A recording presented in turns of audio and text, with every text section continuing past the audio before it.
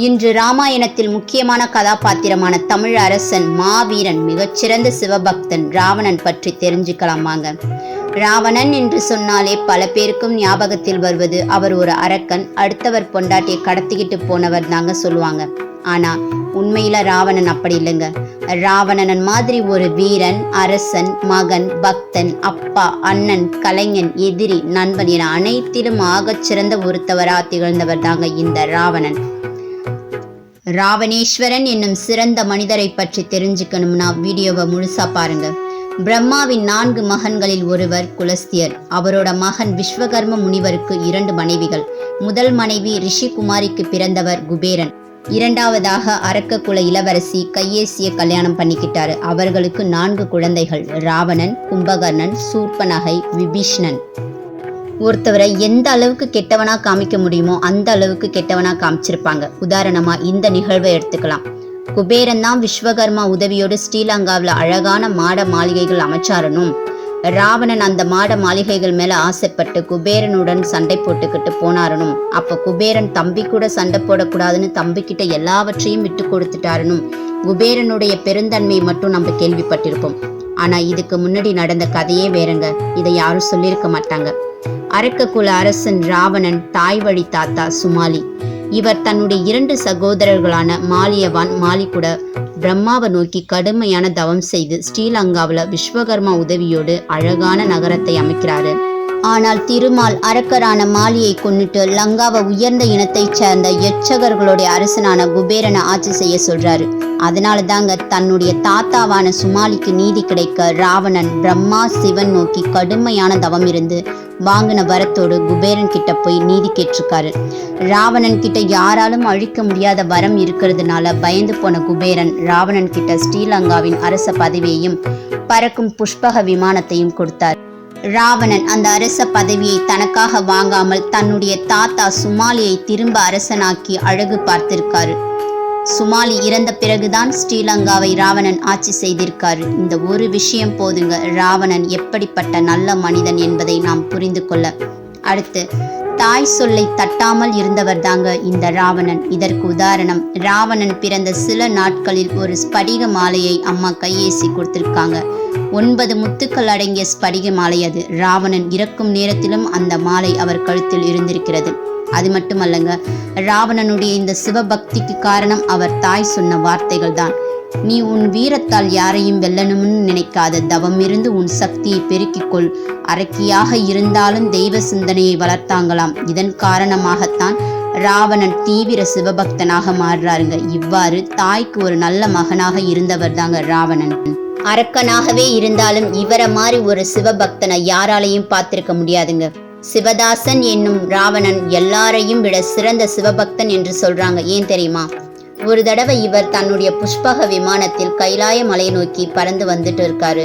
அப்ப நந்தீஸ்வரர் இந்த குறிப்பிட்ட பகுதிக்கு மேல யாரும் பறக்க கூடாதுன்னு சொல்றாரு. அதனால கோபம் கொண்ட ராவணன், நான் சிவனை சந்திக்கணும்னு வந்திருக்கிறேன், இந்த ஆசைக்கு நடுவுல யார் வந்தாலும் நான் சும்மா விடமாட்டேன்னு சொல்லி பிரம்மா விஷ்ணு முயற்சி பண்ணியும் அசைக்க முடியாத அந்த கைலாய மலையை ராவணன் தூக்க ஆரம்பிச்சிட்டாரு. இதனால கோபம் கொண்ட பார்வதி தேவி சிவன் கிட்ட சொல்றாங்க, ராவணனுடைய இந்த செயல்பாடு இப்படியே தொடர்ந்துச்சுன்னா தேவர்கள் நிம்மதியா இருக்க முடியாதுன்னு சொல்ல சிவன் தன் கால் கட்டை விரலால் மேலே இருந்து அழுத்துறாரு. இந்த அழுத்தத்தை தாங்க முடியாமல் இமயமலையானது ராவணனின் தோல் மேலே விழுது. இதனால் ராவணன் வலியால துடிக்கிறாரு. அந்த சமயத்தில் அந்த வழியாக கைலாயத்தைச் சேர்ந்த வாகீசர் வரார். அவர் சிவனுக்கு சாமகானம் பிடிக்கும், சிவனுக்கு சாமகானம் பிடிக்கும்னு பாடிக்கிட்டே வரார். இந்த பாடல் வரிகள் மலையின் கீழ் இருந்த ராவணன் காதில் விழ சாமகானம் இதை இசைக்க முடிவெடுத்தார். சாமகானம் என்பது எளிதில்லைங்க. 4 வேதங்களான ரிக், யஜுர், சாம, அதர்வனம். இதில் முக்கியமான வேதம் சாம வேதம். சிவனுக்கு பிடித்த வேதமும் இந்த வேதம்தான். அப்படிப்பட்ட வேதத்தை கானமாக முழங்க ராவணன் தன்னுடைய தலை, கை மற்றும் நரம்பு இவைகளை கொண்டு வீணையாக்கி சாமகானம் வாசிக்கிறார். இந்த பாடலை கேட்க கேட்க சிவனுக்கு கோபம் குறையுது. ஒரு சிறந்த சிவபக்தனுக்கு மட்டும்தான் தெரியும் தன்னுடைய சிவனை எப்படி தன்னுடைய கட்டுப்பாட்டிற்குள் கொண்டு வருவதுன்னு. இதில் கை தேர்ந்தவர் தாங்க நம்முடைய ராவணன். இந்த செயலை கண்ட சிவன் ராவணனை விடுவிக்கிறார். வெளியே வந்த ராவணன் சிவனின் தரிசனத்தை பெறுகிறார். இது மட்டுமல்லங்க, சிவன் ஒரு வீர வாளையும் ராவணேஸ்வரன் என்ற பட்டத்தையும் தந்திருக்கிறார். இதிலிருந்து அந்த சிவதாசனின் சிவபக்தியை பற்றி நாம் தெரிந்து கொள்ளலாம். தன்னுடைய வீணை வாசிக்கும் திறமையால் அனைத்தையும் தன்வசம் ஈர்க்கும் தன்மை கொண்டவர். அதாவது மழை வர வேண்டுமென்றால் வீணை இசைத்தே மழை வர வைப்பாராம். அப்படிப்பட்ட சிறந்த கலைஞர் தாங்க நம்ம ராவணன். ராவணனுடைய அரசாட்சியில எல்லா மக்களும் சந்தோஷமா நிறைய செல்வங்களோடு மகிழ்ச்சியா வாழ்ந்திருக்காங்க. லங்காபுரியை சுற்றிலும் மதிர்ச்சுவர், அகழி என பாதுகாப்பான வசதிகள், எங்கு பார்த்தாலும் பசுமை. காரணம், சூரிய கதிர்கள் எந்த அளவுக்கு வர வேண்டும் என்பதை கூட ராவணனே தீர்மானிப்பாராம். காற்று கூட தென்றல் காற்றாதான் வீசுமாம். பித்தர்களும் அமைதியாய் உறங்கும் நாடுதான் லங்காபுரி. இதுதாங்க சிறந்த அரசாட்சி. ராவணன் மாதிரி ஒரு போர் வீரனை யாராலையும் பார்க்க முடியாதுங்க. அதற்கு உதாரணம், வாலியின் வரத்தை பற்றி தெரிந்திருந்தும், அதாவது வாலியோடு யார் நேரில் சென்று போர் புரிந்தாலும் அவரின் பாதி சக்தி வாலிக்கு போய்விடும் என்பதை அறிந்தும் ராவணன் என்னும் மாவீரன் வாலியோடு பல மணி நேரம் சண்டை போடுகிறார். இறுதியில் வென்ற வாலி, நீ யாரப்பா என்று கேட்க, நான் லங்கேஸ்வரன் ராவணன் என்று சொல்லி வாலியின் வீரத்தை புகழ்ந்து பேசியிருக்கிறார். இதை கேட்ட வாலி, ஒரு உண்மையான வீரன் இன்னொரு வீரனுடைய வீரத்தையும் திறமையையும் மதிக்க தெரிந்தவன் தான் நல்ல வீரனுக்கு அழகு என்று ராவணனை பார்த்து வாலி சொல்கிறார். ராவணன் மருத்துவத்திலும் சிறந்து விளங்கியிருக்காருங்க. குறிப்பிட்டு சொல்லணும்னா நரம்பியல் மருத்துவத்தில் மிகவும் சிறப்பு பெற்றவர். இந்த நரம்பியல் மருத்துவம் சார்ந்து அவர் எழுதிய 2 முக்கியமான நூல்கள் நாடி பரீட்சா, நாடி விக்தா. ராவணன் குழந்தைகள் மற்றும் பெண்களுக்கான பல மருத்துவ குறிப்புகளையும் எழுதி வைத்திருக்கிறார். எந்த நோய்க்கு எவ்வளவு மருந்து உட்கொள்ள வேண்டும் என்பதையும் குறிப்பிட்டிருக்கிறார். எனவே ஒரு சிறந்த மருத்துவராகவும் நம்முடைய ராவணன் திகழ்ந்திருக்கிறார் என்பது தெரிகிறது.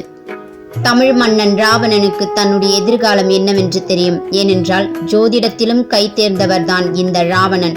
நாம் ஒரு போர்க்களம் செல்வோம், அதில் அழிவு ஏற்படும் என்று முன்னரே தெரிந்தும் அவர் பின்வாங்காமல் தன் தங்கை சூர்ப்பு நகைக்காக ராமனை எதிர்த்து சமர்க்களம் போராறு. அதில்தான் வீர மரணம் அடைகிறார். இத்தகைய மாவீரன் வீழ்த்தப்பட்டதற்கு காரணம் துரோகம் என்ற ஒன்றுதாங்க. ராவணன் இறக்கும் நேரத்தில் ராமன் லக்ஷ்மணன் கிட்ட சொல்றாரு, நீ போய் ராவணன் கிட்ட வாழ்க்கை உபதேசங்களையும் அரசாட்சி எப்படி செய்யணும் என்கிறது சம்பந்தமான உபதேசங்களையும் பெற்றுக்கொண்டு வா அப்படின்னு சொல்றாரு. ஆனா லக்ஷ்மணனுக்கு ஒன்றும் புரியல. ராவணன் நம்ம எதிரி, அவர்கிட்ட போய் உபதேசம் கேட்க சொல்றீங்க அப்படின்ட்டு கேட்கிறாரு. அதற்கு ராமன், நீ என்ன நினைச்சிட்டு இருக்க? இந்த உலகத்திலேயே மிகப்பெரிய வீரன் நீயோ நானோ கிடையாது, இந்த ராவணன் தான் அப்படின்ட்டு சொல்றாரு. புரிந்து கொண்ட லக்ஷ்மணன் ராவணன் கிட்ட சென்று வாழ்க்கை உபதேசங்களை எனக்கு கூறுங்கள் என்றார். லக்ஷ்மணனை மேலும் கீழும் பார்த்த ராவணன், நீ போய் குரு பக்தினா என்னன்னு தெரிஞ்சுக்கிட்டு வா அப்படின்ட்டு சொல்றாரு. உடனே லக்ஷ்மணனுக்கு கோபம் வர தன் அண்ணன் ராமர் கிட்ட போய், ராவணனுக்கு இன்னும் திமிர் அடங்கல, என்னை உதாசீனப்படுத்தி அனுப்பிட்டாரு அப்படின்ட்டு லக்ஷ்மணன் சொல்ல, அதற்கு ராமர், நீ என்ன கேட்ட அப்படின்ட்டு கேட்கிறாரு. அதற்கு லக்ஷ்மணன், நான் போய் எனக்கு வாழ்க்கை உபதேசங்களை சொல்லுங்கள் அப்படின்ட்டு கேட்டேன் என்கிறார்.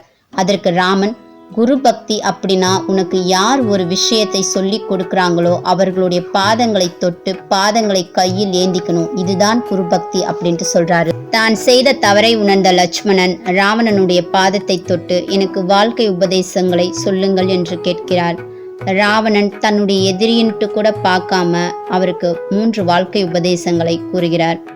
1. நல்ல செயல்களை எப்போதும் தாமதிக்காதே, ஆனால் கெட்ட செயல்களை எவ்வளவு முடியுமோ தள்ளி போடு, கால முடிவு கட்டும். 2. யாரையும் குறைத்து மதிப்பிடாதே, குறிப்பா உன்னுடைய எதிரிகளை. 3. உனக்குன்னு இருக்கிற ரகசியங்களை நீ யாரிடமும் பகிர்ந்து கொள்ளாதே என்கிற 3 வாழ்க்கை உபதேசங்களை ராவணன் லக்ஷ்மணனுக்கு கூறுகிறார். அடுத்து ராவணன் லக்ஷ்மணனுக்கு அரசாட்சி உபதேசங்களை அளிக்கிறார். 1. உன்னுடைய நண்பர்கள், உன்னுடைய உறவினர்கள், உன்னுடைய வேலையாட்கள் இவர்கள் யாரையும் எப்போதும் பகைத்து கொள்ளாதே, ஏனென்றால் உன்னை வீழ்த்தும் சூட்சமும் அவர்களுக்கு மட்டும்தான் தெரியும். 2. நான் தான் நிரந்தர வெற்றியாளன் என்று ஒருபோதும் மனதில் வைத்துக் கொள்ளாதே. 3. உன்னுடைய புகழ் பாடுபவர்களை தவிர்த்து உன்னுடைய குற்றங்களை சுட்டி காட்டுபவர்களை உன் அருகில் வைத்துக்கொள். 4. கோள்களை எப்போதும் புறம் தள்ளாதே என்ற 4 அரசாட்சி உபதேசங்களை ராவணன் லக்ஷ்மணனுக்கு வழங்குகிறார். இந்த உபதேசங்களை பெற்ற பிறகு லக்ஷ்மணனுக்கு ஒன்றும் புரியாம ராமர் கிட்ட போய் கேட்கிறாரு, நம்ம தான் அவரை வீழ்த்திருக்கோம், அப்படி இருந்தும் எப்படி அவர் வாழ்க்கை உபதேசங்களை கூறினார் அப்படின்ட்டு லக்ஷ்மணன் கேட்க, அதற்கு ராமர், ஒரு சிறந்த குரு அப்படின்னா யாராவது தன்னிடம் வந்து கேட்டால் இல்லை என்று சொல்லாமல் சொல்லிக் கொடுக்கணும். அந்த குணம் அந்த ராவணனிடம் இருந்தது. அதனால்தான் நான் உன்னை அவரிடம் சென்று வாழ்க்கை உபதேசங்களையும் அரசாட்சி செய்வதற்கான வழிகளையும் கேட்டுக்கொள் என்றேன். இவ்வாறாக 10 கலைகளான மனோத்துவம், மருத்துவம், மந்திரம், தந்திரம், அரசியல், இசை, வானசாஸ்திரம், இலக்கியம், விஞ்ஞானம், ஜோதிடம் என 10 கலைகளிலும் சிறந்து விளங்கியவரை தான் நாம் 10 தலை ராவணன் என்று அழைக்கின்றோம். இந்த 10 தலையும் 10 கலைகளை குறிக்கிறது. இப்படி அனைத்திலும் சிறந்து விளங்கிய ஒரு மாபெரும் தமிழ் அரசனை பெண்ணாசை கொண்டவர் என்று கூறுவது சிலரின் அறியாமை என்றே நாம் கூற வேண்டும்.